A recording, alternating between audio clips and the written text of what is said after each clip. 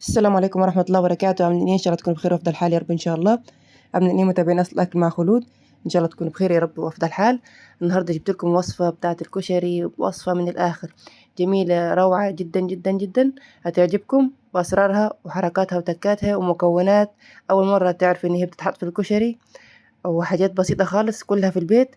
يلا بينا على الوصفة. بسم الله الرحمن الرحيم. اول حاجه هتكون ننقع العدس والحمص من بالليل على حسب الكميه اللي انت تستخدميها. انا هنا ما لحقتش ننقعهم بالليل لان قررت نعملهم الصبح، فاديت ده غلوه وده غلوه، العدس والحمص كده غلوه على النار. وبعد كده صفيت الميه بتاعت الحمص وحطيت له ميه جديده وحطيت له بصلايه وملح. نفس النظام في العدس، بس العدس حطيت له ميه وسبته شويه في الميه. نيجي هنا للبصل. البصل ده الورد اللي هو الاساسي معانا في وصفه الكشري، ده الاساس. اول حاجه هنجيب بصلتين، او برضو نفس النظام الكميه اللي انت هتستخدميها برضو قطعي قد ما انت هتستخدم. هنقطعها بالشكل ده شرايح جوليان. اللهم صل وسلم على سيدنا محمد. حطيت اللايك ولا لسه يا حلوين؟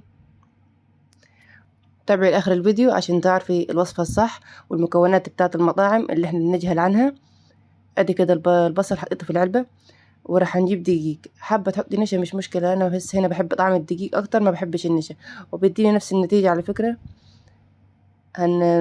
هنفصل كل بصل عن التانية كده بحيث تبقى مفرفورين كده من بعض،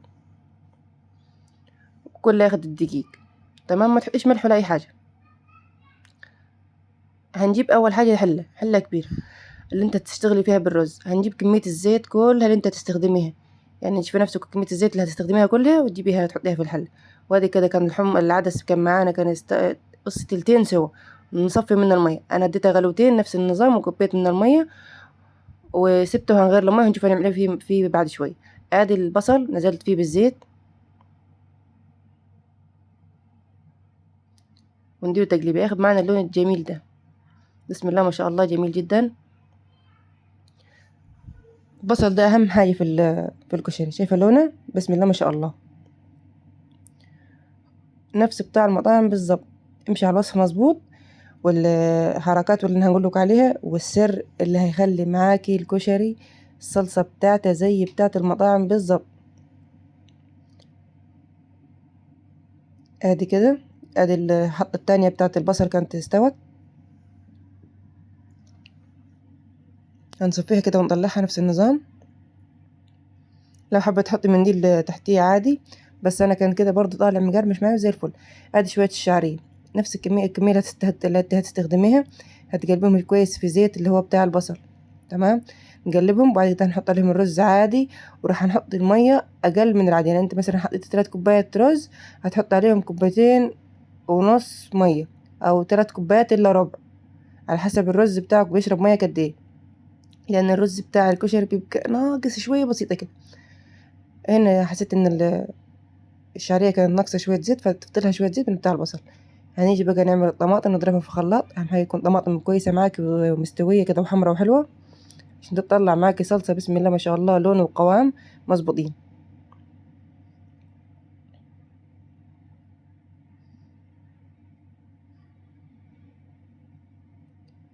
صلي كده على الرسول، اللهم صل وسلم على سيدنا محمد. ادي العدس، بصي هتجيبي نص مكعب مرقة. ركزي معايا في الخطوات ده، لو انتي نقعاه من بالليل هتشتغلي بيه زي كده على طول، سيبك من اللي انا عملته الاول عشان انا ما كنتش نقعاه. انتي هتبقى نقعاه من بالليل، هتحط عليه نص مكعب مرقة، 3-4 معالق زيت، ملح، وتحطي المية كده اقل يعني مساوية لكمية العدس في الحلة، وتظبطي الملح. وادي بصي كده ركزي في الكمية بتاعت المية نفس النظام. هتديه برضو نفس النظام غلوتين، لو انتي منقعاه من بالليل غلوتين، وتهدي عليه النار وتسيبيه كده وتطفي عليه. يعني تهدي النار مجرد دقيقة كده، تهدي النار وتطفي عليه وتغطيه وتسيبيه.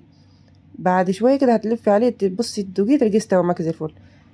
ادي يا جماعة المكون السري معانا: توم، حبهان. قولي لي حبهان انت اتجننت؟ حبهان في الكشري؟ ايوه حبهان في الكشري.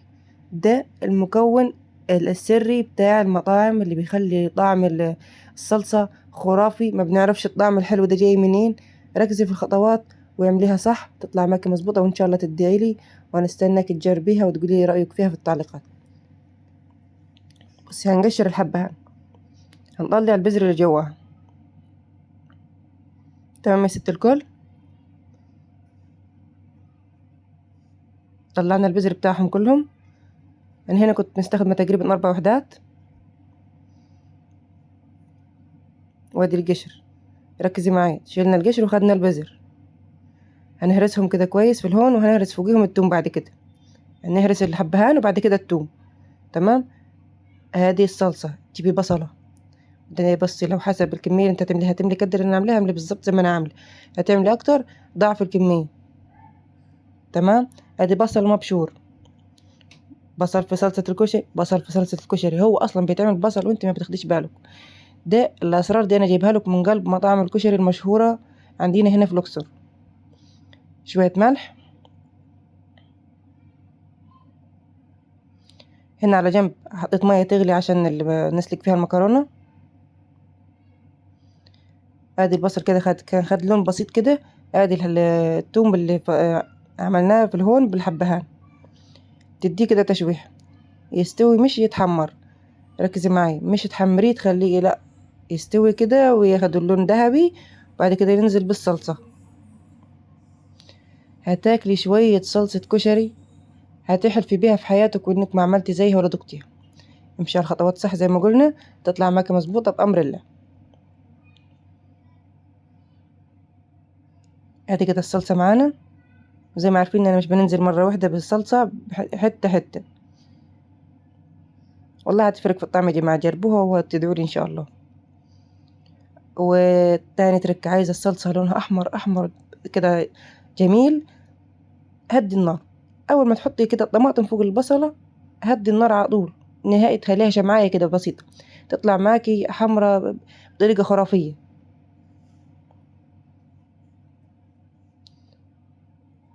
ادي المكرونة، ما تحطيش زيت، ما تحطيش اي حاجة غير الملح.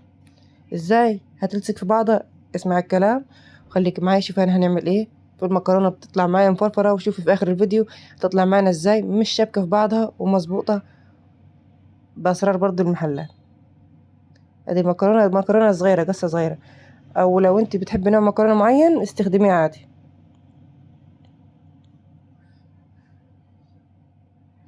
هنا مكرونة سباكيتي دي برضو اساسي، هنقطعها على 3. يعني نجيب المكرونة سباكيتي هنكسرها كده على 3. لو حباها كاملة ده ذوقك، لو حباها على نصين برضو ده يرجع لذوقك. انا بوريك الفكرة وانت اشتغلي بيها زي الفل. ما تنسيش لو انت شفتينا لحد هنا في الفيديو، خشي كده خدي لك لفة في القناة وان شاء الله تعجبك وتكوني متابعين اصل الاكل مع خلود. ولو حابين اي وصفة نعملها لكم من وصفات المحلات كتبوا في التعليقات، وانا ان شاء الله هنعمل لكم فيديو كامل مفصل بيها ان شاء الله. ادي كده المكرونة، ركزي في الخطوات المكرونة عشان تطلع معاكي مظبوطة ومفرفرة كده من بعضها، مش معجنة. طبعا سويناها سوا مظبوط. ادي المية ليه؟ هناخد شوية النشا اللي كده اللي هيلزقوا الدنيا دي كلها وننزلوا بيهم.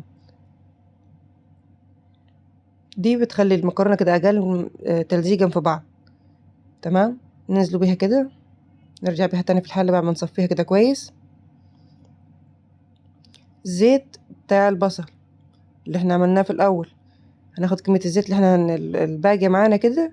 احنا خلصنا خلاص. بعد كده هتقلمهم كويس. ممكن في الحتة دي تحطي فلفل اسود، كزبرة وكمون، اللي يرجع لذوقك. انا هنا ما حبيتش نحط حاجة بصراحة، بس ساعات بحط فلفل اسود، بحب احط كزبرة وكمون، يعني على حسب، مش شرط، بس ممكن لو حابة تحطي اضافات ده يرجع لك. بس السلطة بتاعت الكشري جربيها بالطريقة دي وان شاء الله هتدعي لي، لان هي دي الوصفة السرية بتاعت المطعم. ادي كده كانت المكرونة استوت، والرز كمان.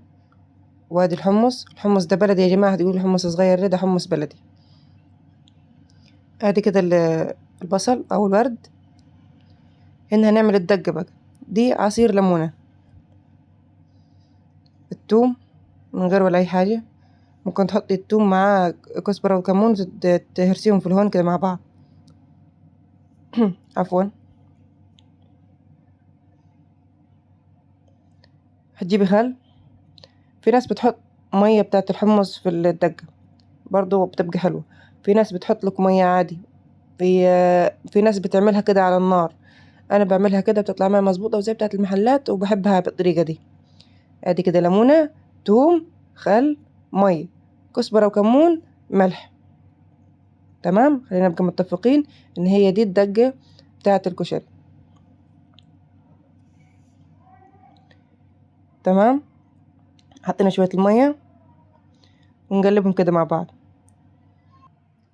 وهنقدم الكشري كده مع بعض. هنشوف طريقة التقديم مع بعضنا. طبعا كشري يعني طبق استانلس، دي حاجة معروفة.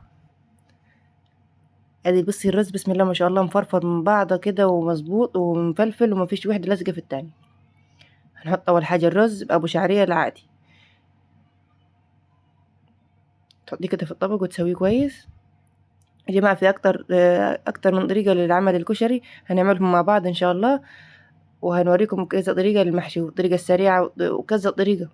بس دي أفضل طريقة فيهم، بتطلع معاكي زي هي بتاعت المحلات، لا مش زيها، لا هي وأحسن منها كمان.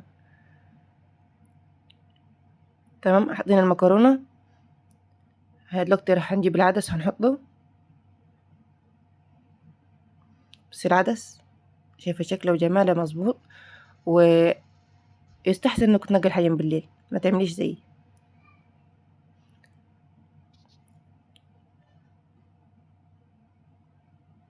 ادي كده العدس،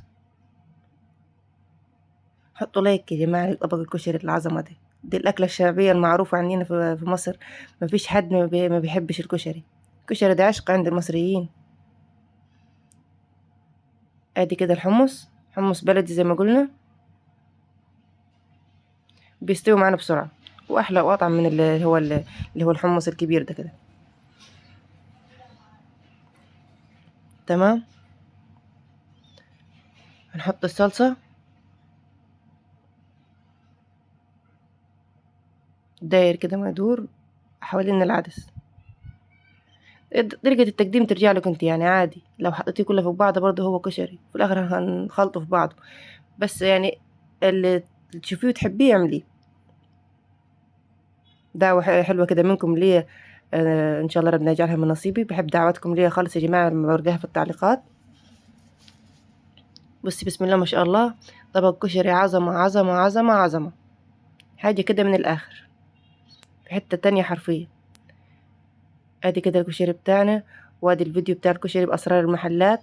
وان شاء الله يكون عجبكم. ما تنسيش في نهاية الفيديو كده تدعمينا بلايك وشير واشتراك للقناة. ولو لسه ما عملتش اشتراك خشي كده اعملي لنا اشتراك، وسيبي لنا كومنت حلو كده منك. وان شاء الله نشوفكم على خير في فيديو جديد. احبائي في الله، استودعكم الله، مع السلامة.